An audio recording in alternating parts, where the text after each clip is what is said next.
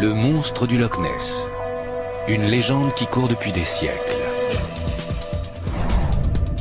Plus de 1000 témoins directs affirment l'avoir vu, et souvent, images à l'appui.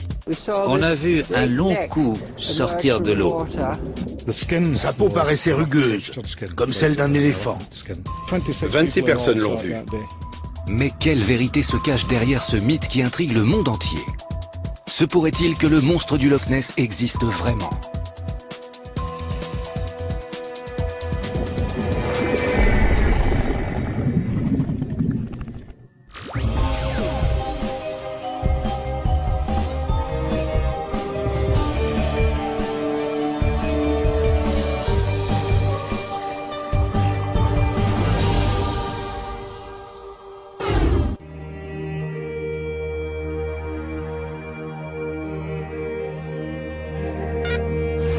Le lac du Loch Ness, situé en Écosse, mesure 37 km de long pour une largeur de près d'1,5 km. Sa profondeur remarquable atteint 226 mètres. Ce loch, terme écossais qui désigne un lac, possède la contenance en eau douce la plus importante des îles britanniques. Selon une croyance répandue, il abriterait des créatures aquatiques préhistoriques, seules survivantes de la race des dinosaures éteintes depuis 65 millions d'années. Le nombre sans cesse croissant de témoignages semble corroborer l'existence d'un ou de plusieurs monstres.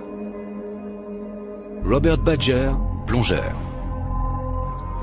Il faisait environ 2 mètres de long, d'une forme cylindrique. Je ne l'ai vu qu'une seconde ou deux, j'ai compris ce que ça pouvait être, et je suis remonté aussi vite que possible. Val Moffel habite à proximité du lac. Il mesurait une dizaine de mètres, et il était d'une couleur très sombre. David Munro, hôtelier. Je suis sûr que ce que nous avons vu était un animal vivant. Depuis les années 1930, on a enregistré une moyenne de 13 témoignages par an. Sans oublier les photos et les films innombrables qui montrent des formes suspectes et des sillons inexplicables agitant le lac. Aujourd'hui, grâce à des analyses précises, la science jette un éclairage nouveau sur les images du monstre. Cette photo de 1934 a fait le tour du monde. Celle-ci prise un quart de siècle plus tard. Et ce film datant des années 1960.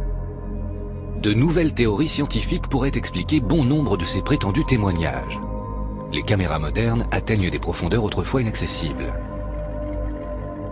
Nous allons mener l'enquête. Que se passe-t-il réellement au fond du Loch Ness ?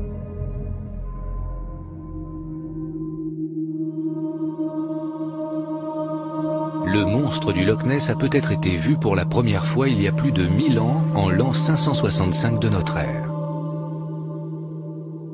Le missionnaire Saint Colomba aurait tenu tête à un monstre qui avait attaqué l'un de ses disciples sur le lac. Il aurait crié « Ne va pas plus loin et ne t'en prends pas à cet homme, va-t'en sur le champ ». Le monstre aurait alors disparu.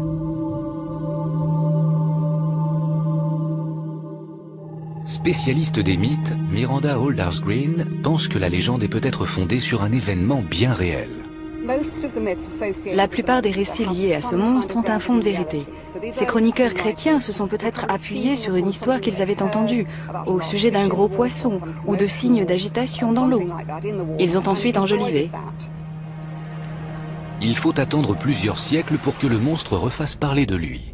Au début des années 1930, on enregistre une série de témoignages spectaculaires. Le 2 mai 1933, 2 hôteliers rapportent au Inverness Courier, le journal local, qu'ils ont aperçu dans le lac une créature ressemblant à une baleine.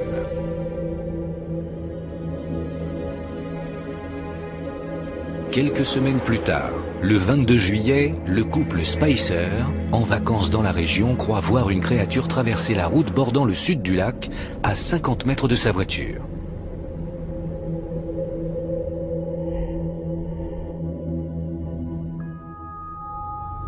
L'histoire se répand comme une traînée de poudre, attirant une armée de journalistes aux abords du lac.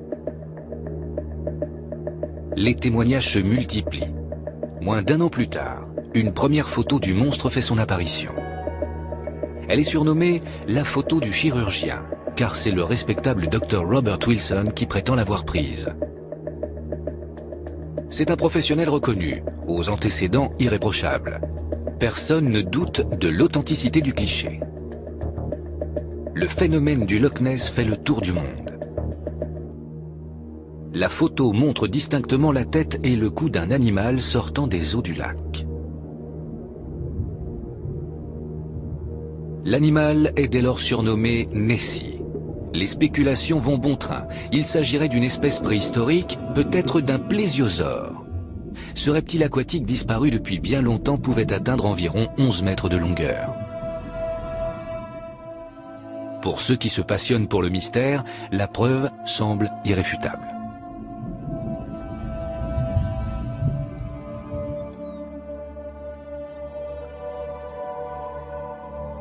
Pendant 50 ans, de nouvelles photos vont fleurir, mais celle de Robert Wilson reste la plus convaincante. Au début des années 1970, une expédition menée par l'Académie américaine des sciences réalise des clichés sous-marins qui secouent le monde scientifique.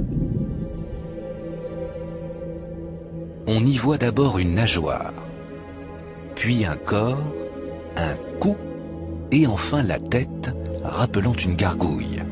De nombreuses personnes sont convaincues par ces images, pourtant des doutes subsistent. La communauté scientifique requiert d'autres preuves avant de se prononcer. Adrian Shine fait partie des sceptiques. À la tête d'une équipe britannique, le projet Loch Ness, il recherche depuis 30 ans des explications rationnelles à ces apparitions. Revenant aux fondamentaux, il pose des questions scientifiques simples sur la biologie et l'environnement du Loch Ness. Est-ce que le lac contient suffisamment de poissons pour nourrir de gros animaux? Que nous apprennent les températures? L'environnement lui-même peut-il éclairer les témoignages? Adrian Shine ne recherche pas une créature de 10 mètres de long rescapée de la préhistoire, mais un animal mesurant 1/3 de millimètre de diamètre, le zooplancton. Si une espèce monstrueuse se cache au fond du lac, elle a nécessairement besoin de grandes quantités de poissons. Ces derniers sont à leur tour dépendants de la présence massive de zooplancton. Sans chaîne alimentaire, pas de monstre du Loch Ness. Il est possible d'évaluer l'étendue de cette chaîne alimentaire en mesurant à quelle profondeur pénètre la lumière du soleil.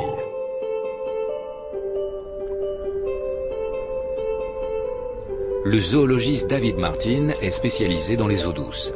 Il utilise un disque de Secchi pour effectuer ces mesures. On va le perdre de vue. Je le remonte.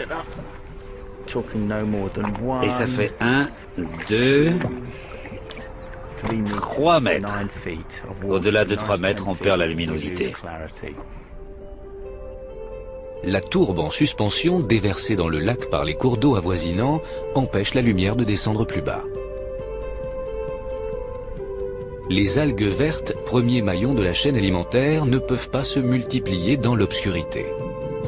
Sans ces algues, le zooplancton microscopique ne peut pas se sustenter. Ceci empêche la prolifération des petits poissons, privant de nourriture les prédateurs plus volumineux. De plus, Nessie ne peut pas être un spécimen unique. Les monstres du fond du lac doivent être assez nombreux pour pouvoir se reproduire. Selon les chercheurs, la quantité de poissons vivant dans les eaux du Loch Ness ne dépasse pas 17 à 24 tonnes. C'est relativement peu pour un lac de cette importance, et cela permettrait seulement à une dizaine d'animaux de 226 kg de se maintenir en vie.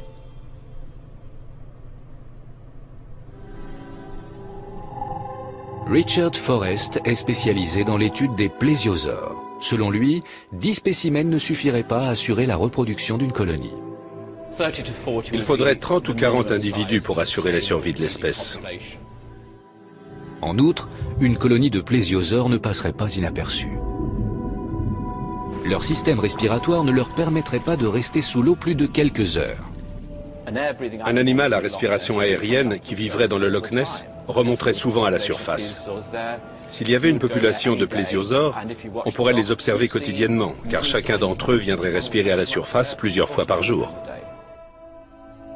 De plus, ils ne pourraient sans doute pas pointer leur cou et leur tête hors de l'eau comme l'ont prétendu certains témoins. Un plésiosaure serait incapable de faire cela, car son cou n'est pas assez souple. Les os sont imbriqués et surmontés de longues vertèbres.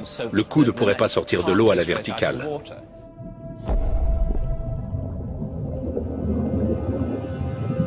Il semble donc peu probable que Nessie soit un plésiosaure.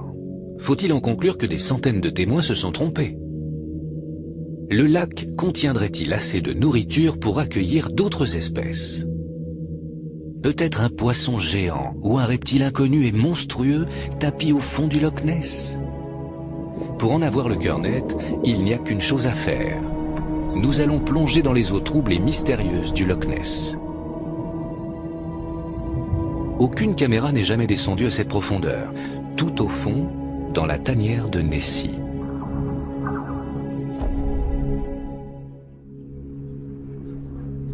Face à ceux qui pensent qu'un monstre préhistorique vit au fond du Loch Ness, une objection s'impose. Les espèces préhistoriques éteintes ne peuvent pas réapparaître ainsi à l'improviste.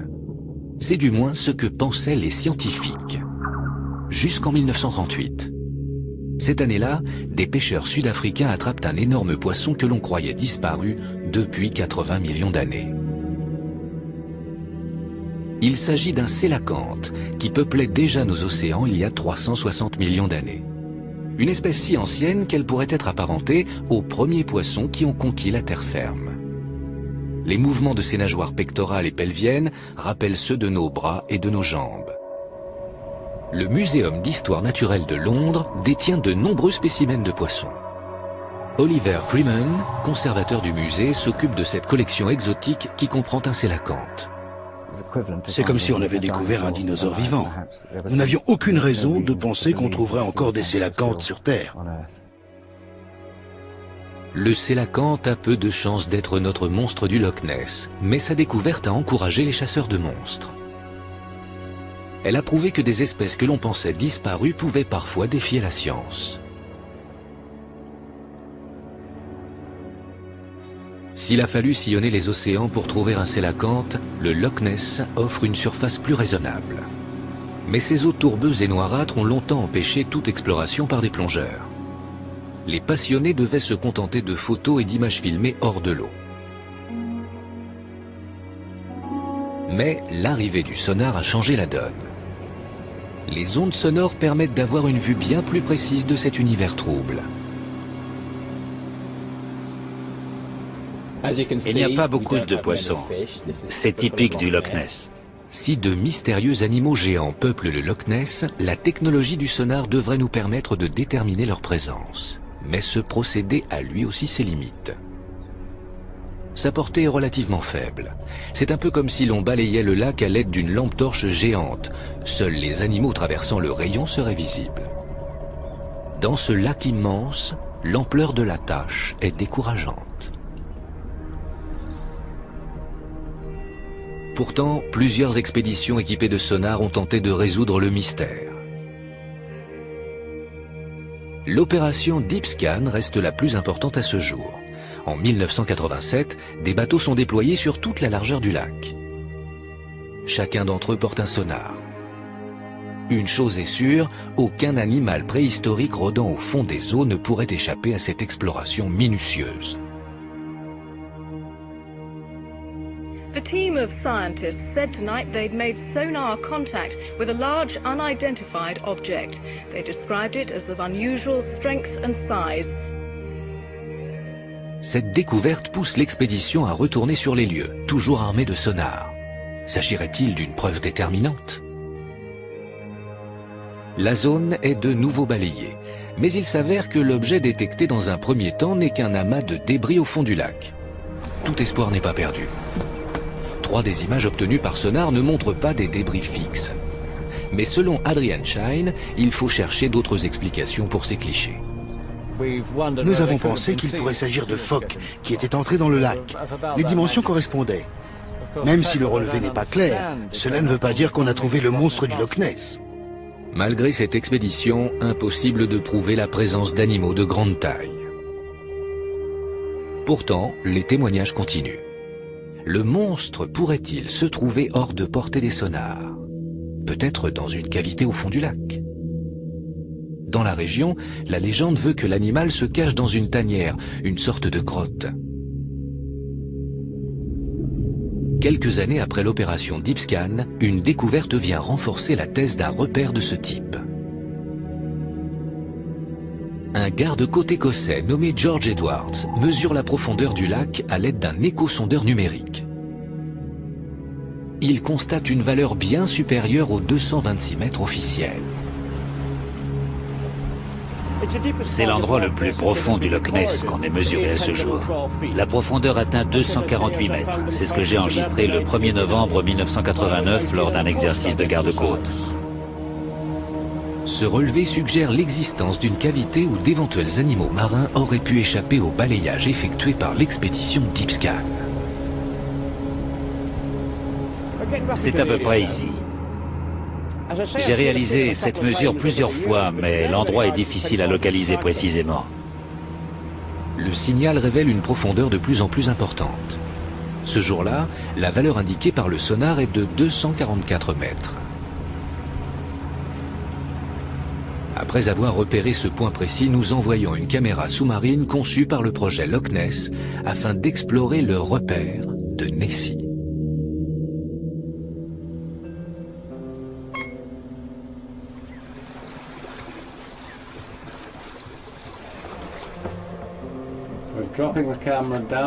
Nous faisons descendre la caméra le long de la paroi et nous allons étudier la composition des parois de la baie d'Urquhart et voir si elles confirment les histoires qu'on raconte au sujet d'une grotte. Au bout de quelques minutes, la caméra atteint le fond du lac. Ici, la lumière est quasi inexistante et la température glaciale. Trouve-moi des grottes!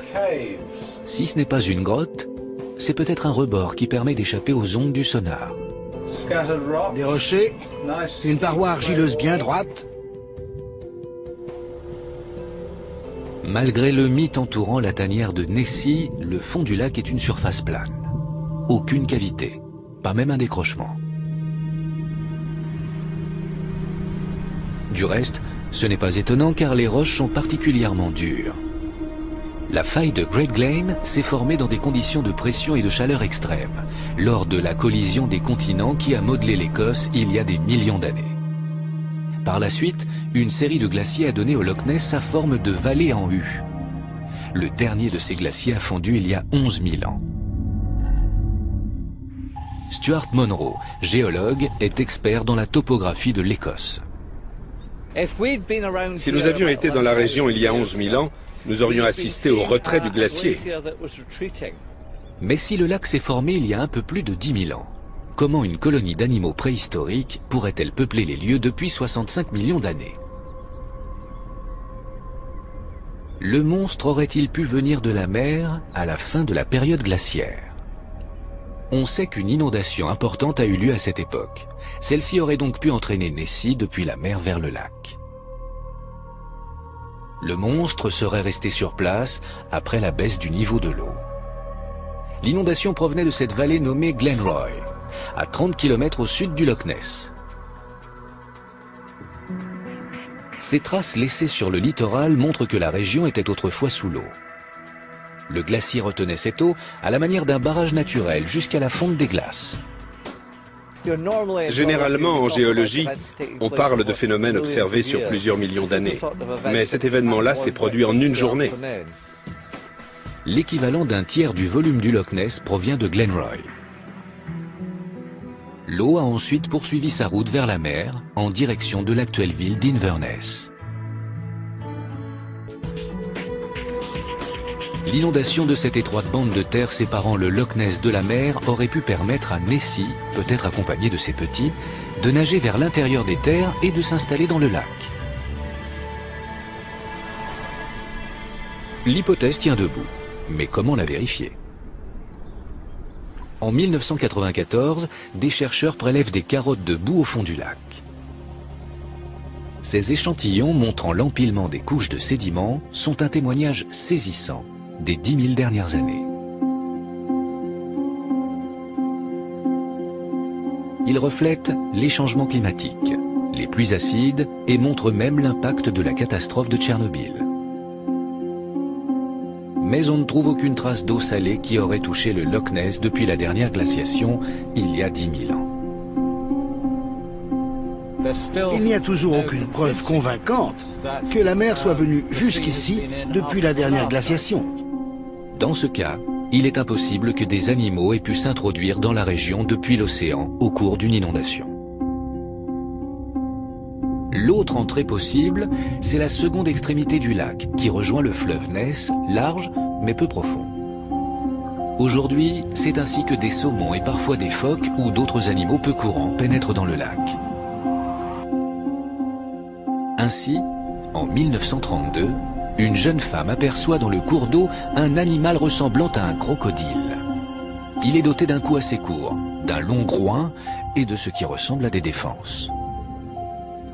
Se fondant sur cette découverte, Adrian Shine formule une hypothèse étonnante pour expliquer le mystère. Il estime que Nessie pourrait bien être cette créature gigantesque et monstrueuse. Ce spécialiste de l'étude du Loch Ness est d'avis que les témoins qui pensent avoir vu un monstre ont peut-être en réalité croisé la route d'un poisson de très grande taille, comme les sturgeons d'Europe. Oliver Creeman, ichtyologiste au Muséum d'histoire naturelle, nous présente un esturgeon géant. Voici la tête d'un très grand esturgeon. Pour vous donner une idée de ses proportions, celui-ci faisait plus de 3 mètres de long. Parmi les candidats potentiels au titre de monstre du Loch Ness, l'esturgeon est sans doute le mieux placé. On le trouve parfois au Royaume-Uni. C'est un poisson monstrueux, doté d'une nageoire dorsale ondulée. Il présente des écussons osseux qui correspondent à de nombreux témoignages. Les archives montrent que des esturgeons croissent parfois au large de la côte écossaise. Ainsi, en 1871, un spécimen énorme a été pêché près de l'embouchure du fleuve Ness qui alimente le lac. Mais selon Adrian Shine, ces poissons monstrueux ne peuvent pas tout expliquer. Les esturgeons nagent lentement. Ils ne pourraient donc pas créer les mystérieux sillages observés dans le lac. Steve Felsham, chercheur indépendant sur le phénomène de Nessie. Je l'ai vu nager contre les vagues, aussi vite qu'une torpille. La science propose également des explications à ce phénomène.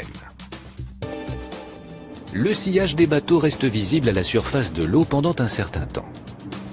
Les embarcations disparaissent rapidement du champ de vision en raison de l'étroitesse du lac.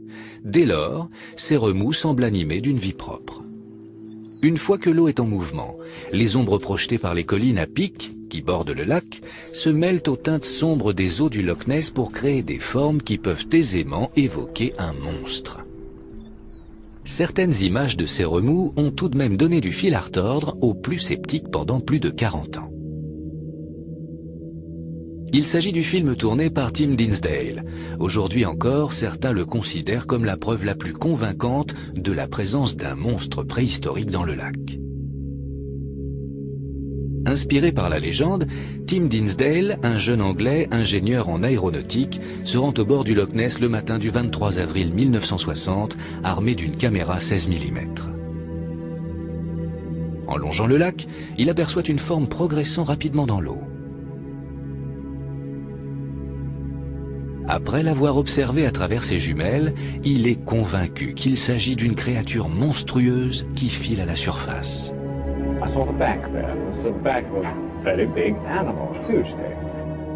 Tim Dinsdale réussit à capter sur sa pellicule le sillage de la bête.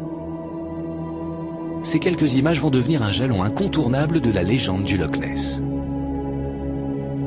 Elles semblent tellement stupéfiantes que leur analyse est confiée au JARIC, le centre des services britanniques de renseignement aérien, qui rassemble les experts en photographie les plus pointus du pays.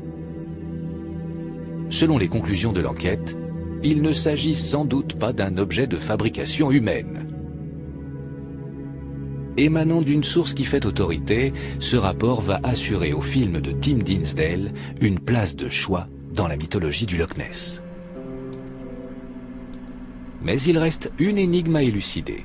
En effet, un minuscule point blanc apparaît à l'image.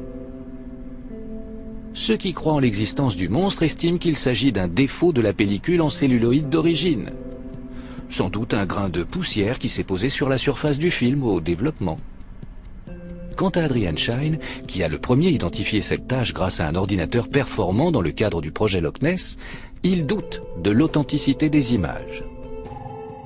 Nous avons retrouvé David Oxley, qui a participé en 1966 à l'analyse des images par les services gouvernementaux. Grâce aux technologies de pointe, il va tenter de trancher définitivement ce débat qui dure depuis une quarantaine d'années. La forme qui apparaît dans le film de Tim Dinsdale est-elle une preuve irréfutable de l'existence de Nessie? Pour l'épauler, David Oxley a fait appel à deux spécialistes de l'imagerie médico-légale, Jackie Pestel et Terry Foley. L'équipe se concentre sur la séquence qui montre ce soi-disant monstre traversant le lac. Terry Foley commence par numériser la vidéo pour l'importer dans son ordinateur. Il améliore le contraste et agrandit l'image.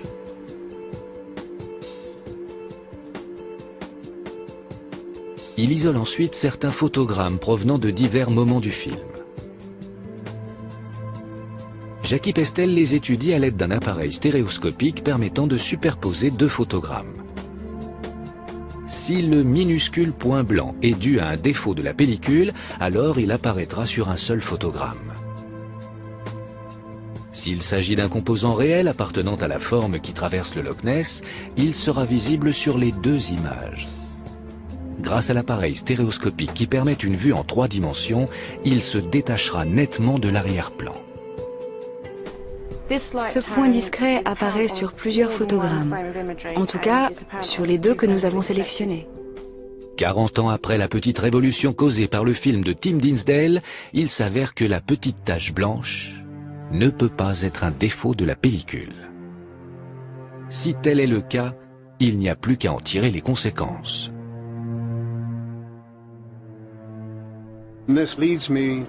Ma conclusion, c'est qu'il s'agit d'un élément qui est en permanence à l'image. Il ne peut s'agir que d'un batelier, de la personne qui fait avancer l'embarcation sur le lac. Quant à David Oxley, est-il prêt à revoir ses conclusions déterminantes 4 décennies plus tard?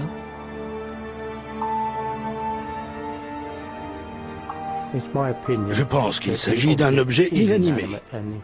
Effectivement, il correspond davantage à la forme d'un bateau qu'à celle du monstre du Loch Ness. Dans un autre document, le très respecté Tim Dinsdale a par ailleurs aussi filmé un bateau pour servir de comparaison. On le voit clairement ici. J'avoue que je ne pourrais pas vous affirmer avec certitude, la main sur le cœur, qu'il s'agit d'un animal, d'un élément naturel ou d'un bateau qui s'éloigne. Je ne pourrais pas faire ça. Mais je peux vous donner mon opinion. À mon avis, on dirait plutôt un bateau de petite taille, vu de loin, qui traverse le Loch Ness. Il a fallu 40 ans pour éclaircir ce mystère. La science réétudie en permanence les autres preuves de l'existence du monstre. On a ainsi fait la lumière sur l'image d'une bosse de Nessie datant de 1955, mais aussi sur le cliché le plus célèbre du monstre du Loch Ness, la photo du chirurgien. Ce sont donc 2 photos particulièrement emblématiques qui ont pu être percées à jour grâce à ces recherches récentes. Dick Raynor est fasciné par la légende du Loch Ness. Il enquête pour découvrir la vérité. Cette passion l'habite depuis qu'il a 17 ans. À l'époque, il faisait partie d'un groupe de passionnés qui s'était baptisé Bureau d'investigation du Loch Ness. Pendant des années, il a cru détenir ses propres images du monstre. Ce film semble montrer la créature qui file à la surface du lac. Mais 14 ans plus tard, il observe des remous similaires dans l'eau et doit déchanter. J'étais à moins de 100 mètres. J'ai vu qu'il s'agissait d'une famille de Harles, une femelle et 7 ou 8 petits, qui ont rasé la surface avant de ralentir. Après cet épisode, Dick commence à douter sérieusement de la légende. Il décide de prouver que de nombreux témoignages sont en réalité fondés sur des observations d'oiseaux, d'autres animaux ou même de bateaux. Voici un film tout à fait représentatif, provenant des archives de Dick Raynor. À première vue, on pourrait penser qu'il s'agit d'un dos arrondi, d'un cou et d'une tête. Mais il ne faut que quelques secondes pour s'apercevoir qu'il s'agit en fait d'une nuée d'oiseaux. Résolu à découvrir la vérité, Dick Raynor décortique depuis 20 ans les célèbres images de Nessie. Il s'est notamment intéressé à ce cliché montrant deux bosses volumineuses dans l'eau. C'est Peter McNab, un banquier, qui a pris cette photo près du château d'Urquhart en 1955. J'ai remarqué deux lignes supplémentaires derrière la trajectoire du monstre. En les prolongeant, j'ai constaté qu'elles convergeaient toutes vers un même point. J'ai donc pensé qu'il s'agissait peut-être des remous provoqués par le passage d'un bateau. Tentons une expérience simple. Nous plaçons un appareil photo sur la rive où s'était positionné Peter McNab. On peut alors observer le sillage laissé par les bateaux après leur passage. Notre bateau avance vers le château, suivant la trajectoire montrée sur le cliché. Après quelques minutes, nous obtenons des vaguelettes qui évoquent effectivement les bosses d'une créature marine. C'est donc sans doute le sillage d'un bateau passé quelque temps auparavant que l'on voit sur la célèbre photo de Peter McNab. Notre passionné du Loch Ness s'est également penché sur certaines images plus récentes du monstre. En l'an 2000, Bobby Pollock, un facteur écossais, se promène sur une colline surplombant le lac. Il perçoit un mouvement dans l'eau, plusieurs centaines de mètres plus bas. À l'aide de sa caméra, il filme une petite forme noire qui bouge de façon imprévisible dans l'eau. Est-ce la preuve de l'existence du monstre ? Bobby Pollock connaît une petite heure de gloire médiatique grâce à sa vidéo. Mais lorsque Dick Raynor l'analyse de près, il découvre un indice essentiel à ses yeux. On distingue sur le bord droit de la photo ce qui semble être deux canoës-kayak au bord du lac.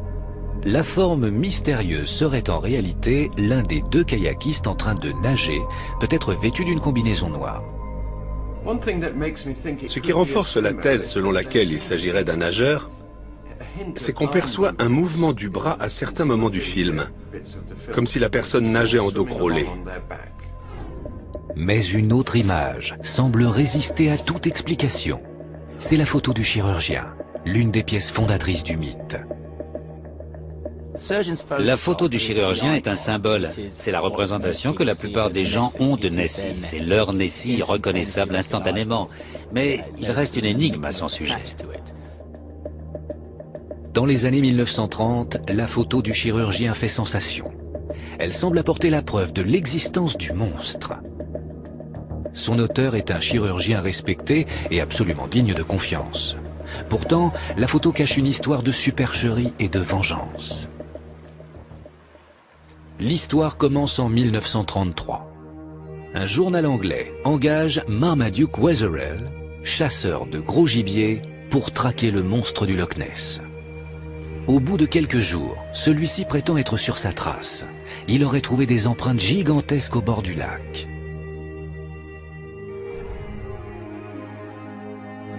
Le quotidien Le Daily Mail annonce cette réussite au monde entier.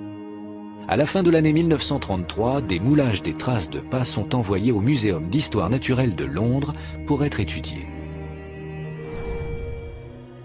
Une semaine plus tard, le musée rend un verdict sans appel. Il n'y a aucune différence entre les traces de pas du monstre et celles d'un hippopotame. Marmaduke Wetherell a donc tenté de tromper le monde en créant de fausses traces à l'aide d'un cendrier en forme de pattes d'hippopotame, un souvenir de ses années de chasse. Déshonoré, l'homme retourne au Loch Ness pour se venger. Cette fois, il emporte un modèle réduit du monstre, fabriqué à partir d'un sous-marin jouet, surmonté d'un cou et d'une tête de dinosaure en plastique. C'est son beau-fils Christian Sperling qui a réalisé l'objet. Il a dit à son beau-fils Christian, ils veulent du monstre, je vais leur en donner. Le chasseur ne se contente pas de photographier le jouet sur le lac. Il va encore un peu plus loin. Après le scandale provoqué par la patte d'hippopotame, il sait que personne ne le croira s'il produit une nouvelle photo. Il persuade donc Robert Wilson, un respectable chirurgien londonien, de participer à cette mystification. Robert Wilson a un faible pour les canulars. Il se présente à la presse comme l'auteur de la photo. La farce fonctionne. La photo du chirurgien est reconnue comme une preuve de l'existence de Nessie. On a peine à croire que l'affaire n'ait pas été éventée pendant 50 ans. De petits groupes de gens connaissent la vérité derrière ce canular. Mais le grand public n'en savait rien. Comment une maquette sommaire a-t-elle pu tromper le monde entier? David Martin nous le montre en plaçant un objet de forme similaire sur le lac. La photo publiée dans la presse à l'époque était en fait recadrée. La version intégrale montre une portion de terre, l'objet a donc été placé non loin du rivage. Nous suivons cette piste. Le cliché d'origine montre également une série d'ondulations caractéristiques. Nous ajoutons quelques vagues. David Martin est ravi d'avoir pu recréer les conditions et prend une photo. À l'aide d'un logiciel de retouche, il est possible d'en faire une photo noir et blanc à l'ancienne. Mis côte à côte, les deux clichés sont très proches. Voilà donc un canular extrêmement simple et pourtant très efficace. Nous avons fait toute la lumière sur l'un des éléments clés de la légende. De nombreux témoignages mystérieux restent pourtant inexplicables. Faut-il chercher une autre explication? Plusieurs témoins oculaires auraient-ils imaginé avoir vu le monstre? La légende aurait-elle influencé ces chasseurs de monstres? Hélène Ross est psychologue. Elle étudie les phénomènes hallucinatoires. Selon elle, le mythe est tellement puissant que certains témoins, en apercevant des objets banals dans l'eau, en arriveraient à se convaincre qu'il s'agit du monstre. Lorsqu'ils sont confrontés à une forme indéfinissable, les gens ne savent pas vraiment ce qu'ils voient. Cela peut avoir des effets curieux. C'est comme ceux qui croient voir des visages dans les flammes ou toutes sortes d'animaux dans des taches d'encre.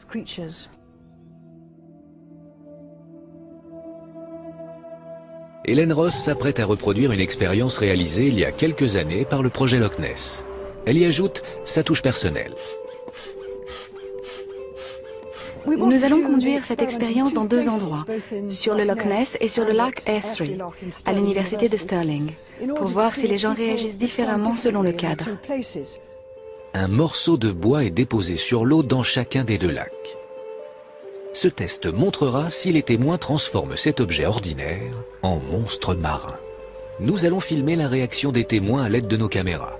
À l'issue du test, Hélène révélera qu'il s'agit d'une mise en scène, puis elle leur demandera de dessiner ce qu'ils ont vu. Les gens risquent d'y projeter leur imaginaire et de voir un monstre dans cette forme, notamment au bord du Loch Ness. Il est essentiel que l'aspect de l'objet n'évoque surtout pas un monstre. C'est important de prendre un objet tout simple et non un faux monstre. Ainsi, nous verrons si les témoins l'enjolivent en fonction de leur imagination. Le premier bateau de la journée apparaît. Nous attendons les touristes qui, eux, ne soupçonnent rien. Ils pensent que notre équipe est ici pour filmer le joueur de cornemuse. Rapidement, une foule vient admirer le musicien. En arrière-plan, le faux monstre du Loch Ness semble lever la tête à plusieurs reprises. Plusieurs personnes finissent par repérer quelque chose dans l'eau. Hélène entreprend de les questionner. Qu'avez-vous vu? Je crois que j'ai vu des petits Nessie, des jouets, à deux reprises dans le lac. C'est clairement ça. Une sorte d'appareil sous-marin? Peut-être un sous-marin, je ne sais pas. On dirait le tube respiratoire de Nessie. Le bruit l'a dérangé. Un jeune garçon se précipite depuis la route après avoir vu notre leurre. J'ai cru voir Nessie, mais au fait c'était un morceau de bois.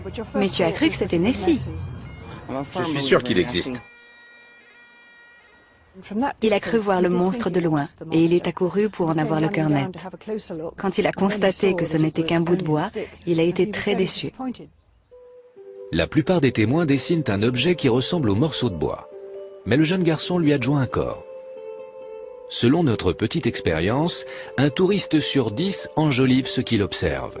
On voit bien comment les preuves visuelles ont pu se multiplier au fil des ans, simplement parce que les témoins avaient envie de voir Nessie.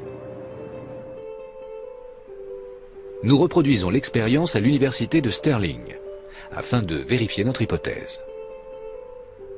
L'équipe s'installe près d'un pont très fréquenté par ses étudiants qui ne se doutent de rien. Le morceau de bois déposé dans l'eau est un peu plus petit, proportionnellement à la taille de ce lac. Qu'est-ce que vous voyez? Je ne suis pas sûre. On dirait un bâton. Qu'est-ce que c'est? Un bâton qui oscille. Ça ressemble à un bâton? Quelque chose qui dépasse un bâton? Les démonstrations psychologiques ne sont pas des preuves incontestables, mais celles-ci dévoilent les attentes des visiteurs du Loch Ness. Ceci peut influencer la façon dont ils perçoivent des objets très ordinaires.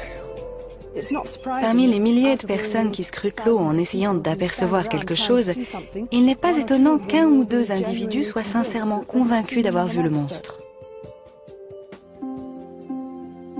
Des sceptiques, comme les membres du projet Loch Ness, estiment que la topographie exceptionnelle du lac ajoute encore à la confusion. Adrian Shine pense que deux facteurs contribuent à créer des illusions d'optique sur le lac. Tout d'abord, le Loch Ness est une vraie soufflerie. Il est battu par les vents vigoureux soufflant du sud-ouest vers le nord-est.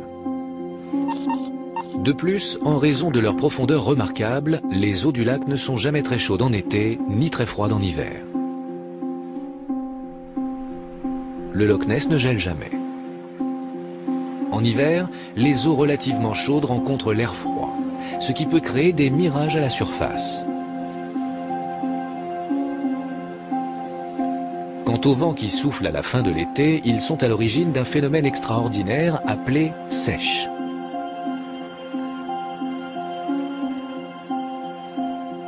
Comme le montre cette illustration, une sèche se forme lorsque la couche supérieure, rouge et chaude, entre en contact avec la couche bleue, plus froide. Le vent génère le mélange des deux couches.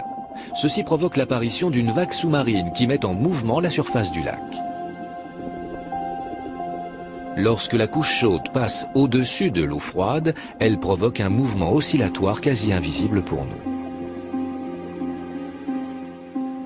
La couche supérieure met une trentaine d'heures à parcourir toute la longueur du lac. Lorsqu'elle atteint l'extrémité, elle fait le trajet inverse, cette fois en avançant contre le vent. Des débris comme une bûche portée par la couche supérieure de l'eau semblent alors nager contre le vent. Ces archives exceptionnelles montrent clairement une bûche portée par une sèche.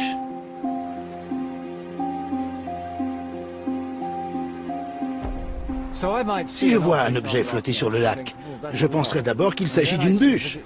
Mais si je constate qu'il avance contre le vent, je vais arriver à la conclusion que c'est un animal qui nage. Adrian Shine estime que c'est en voyant ces morceaux de bois ou autres débris qui semblent animés de vie que certains témoins ont cru apercevoir le monstre. Plusieurs cours d'eau différents charrient des morceaux de bois dans le Loch Ness. Ils sont ensuite poussés vers le centre du lac par un courant sous-marin appelé circulation de Langmuir. La branche se trouve alors en position d'être soulevée par une sèche dès que le vent soufflera sur le lac. Mais les observateurs risquent-ils vraiment de confondre une branche avec un monstre? Tentons l'expérience en remorquant une branche sur l'eau au bout d'une corde.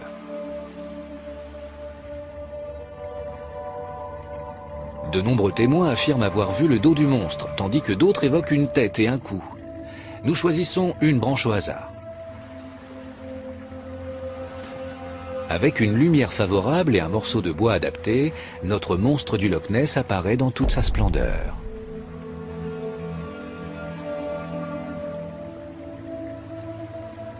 Beaucoup de témoignages récents se sont sans doute fondés sur des animaux qui nageaient, des remous causés par des bateaux, des poissons de grande taille ou des branches. Pourtant, la légende se perpétue, année après année.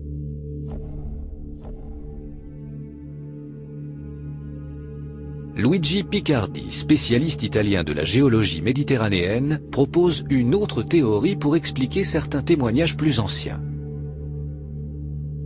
Selon lui, leur origine pourrait être sismique, ce qui peut sembler étonnant.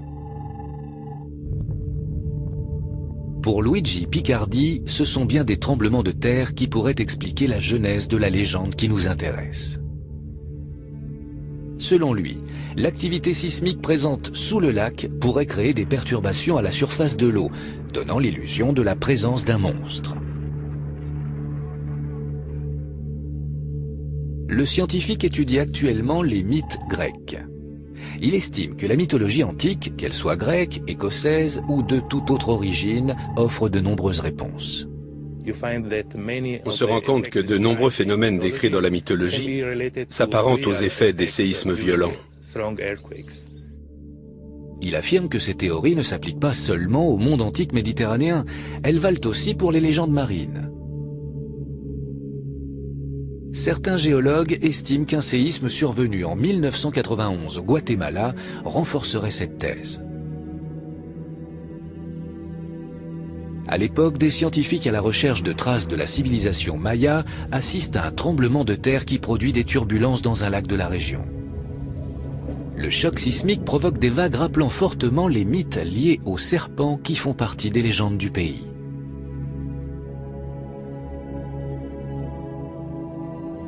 Des phénomènes sismiques de même type pourraient être à l'origine des apparitions supposées sur le Loch Ness. Rappelez-vous, le lac est situé sur la faille de Great Glen, né du choc des continents qui a formé l'Écosse il y a 400 millions d'années. Toutefois, le seul récit de turbulences aquatiques causées par un séisme remonte à plus de 2 siècles. Le lac avait alors été secoué par un tremblement de terre d'envergure. Son épicentre se trouvait à Lisbonne, au Portugal, soit à plus de 1500 km de là. Les archives indiquent qu'une vague de près d'1 mètre de haut a été observée sur le lac. Roger Musson, sismologue en chef au Centre de géologie britannique, n'adhère pas à cette thèse. S'il admet que des secousses sismiques ont déjà agité le Loch Ness, le scientifique pense que la région présente une activité trop faible. On peut affirmer que, quelle que soit l'origine des apparitions du monstre sur le Loch Ness, elles ne sont pas dues à des tremblements de terre. Luigi Picardi souligne pour sa part que la ville d'Inverness a fait renforcer son pont selon les normes antisismiques en raison des secousses récurrentes. Celle-ci pourrait toucher le Loch Ness qui ne se trouve qu'à 16 km. Il compte réaliser une étude sismique complète afin d'illustrer sa théorie. Récapitulons.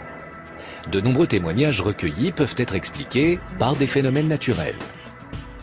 Les vagues, les oiseaux, les mammifères tels que les phoques, mais aussi les poissons géants comme les esturgeons ont sans doute contribué à perpétuer le mythe. En raison des seiches sous-marines, certains débris et morceaux de bois ont pu être confondus avec des créatures étranges. Mais aucune preuve tangible, os ou carcasse n'a été trouvée à ce jour. Les éléments concordent. Nessie ne serait donc qu'un mythe, une légende perpétuée par le genre humain qui souhaite à tout prix croire que notre monde recèle encore des mystères. Nous avons envie d'explorer l'inconnu, de découvrir des mystères. Nous sommes une espèce très curieuse. Un jour, peut-être, le Loch Ness révélera une espèce monstrueuse que l'on pensait éteinte, défiant la science une fois de plus.